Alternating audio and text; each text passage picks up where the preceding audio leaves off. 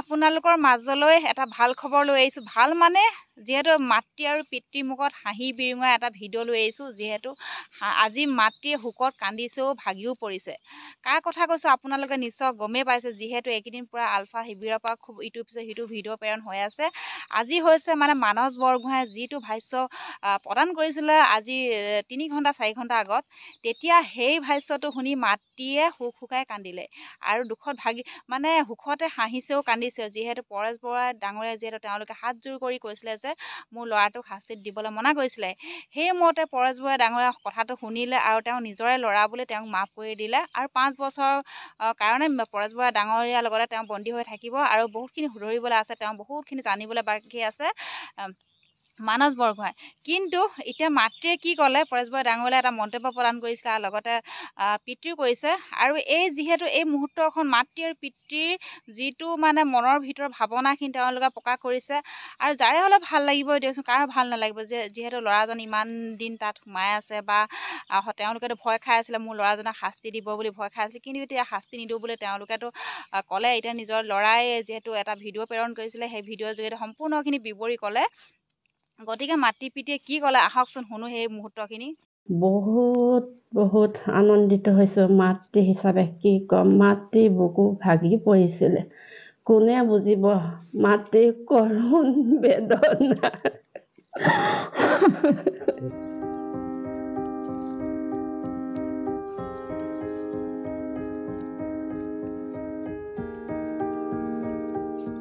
এইটোৱে ক'ব খোজোঁ, আমাৰ অনুৰোধ ৰক্ষা কৰি পৰেশ বৰুৱা ডাঙৰীয়াই যিটো চৰম শাস্তিৰ পৰা ৰেহাই দিলে তাৰ বাবে আমি অশেষ ধন্যবাদ দিছোঁ।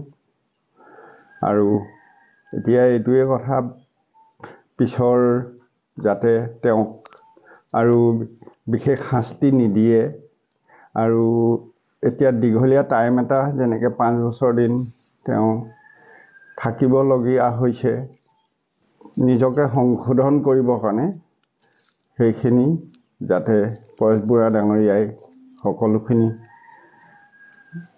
বিচাৰ বিবেচনা কৰিব, যাতে শাস্তি নিদিব।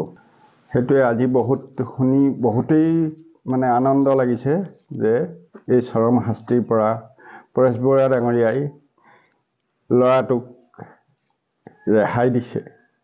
সেয়ে বহুত ধন্যবাদ। মাতৃ হিচাপত এয়াই মোৰ অনুৰোধ পৰেশ বৰুৱা ডাঙৰীয়ালৈ, আলফা স্বাধীনলৈ, যে ল'ৰাটো মুক্তিৰ পথৰ পৰা ৰেহাই দি ল'ৰাটোক 5 বছৰলৈ নিজকে সি সংশোধন হওক আৰু তাতো ল'ৰাটো দুখ দায় হ'লেও পৰেশ বৰুৱা ডাঙৰীয়া যাতে সংশোধনো, ল'ৰাটোক যেন কিবা দুখ দায় হ'লেও ক্ষমাও কৰিব। আমি একো নাজানো। পৰেশ বৰুৱা ডাঙৰীয়া এইষাৰ কথা শুনি আমি বহুত আনন্দিত হৈছোঁ। মাতৃ হিচাপে কি ক'ম, মাতৃৰ বুকু ভাগি পৰিছিলে। কোনে বুজিব মাতৃৰ কৰুণ বেদনা।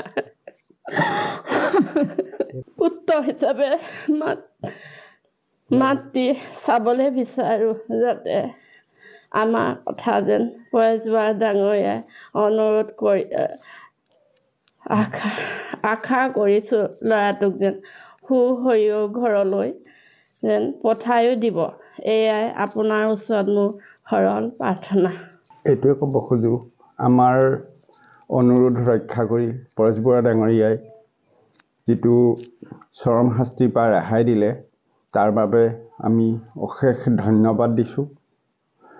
আৰু এতিয়া এইটোৱে কথা, পিছৰ যাতে তেওঁক আৰু বিশেষ শাস্তি নিদিয়ে আৰু এতিয়া দীঘলীয়া টাইম এটা যেনেকৈ 5 বছৰ দিন তেওঁ থাকিবলগীয়া হৈছে নিজকে সংশোধন কৰিবৰ কাৰণে, সেইখিনি যাতে পৰেশ বৰুৱা ডাঙৰীয়াই সকলোখিনি বিচাৰ বিবেচনা কৰিব, যাতে শাস্তি নিদিব।